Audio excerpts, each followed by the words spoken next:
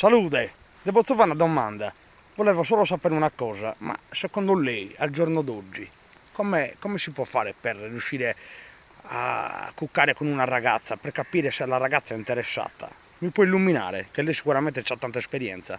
Oh picciocchetto, ma ti tu devi punire come funziona in su 2023? Ma non ti capisci, spicciocchetta, sa, che andano a frago, parenti e si da casa, parenti, eh? Ma sei scherzando?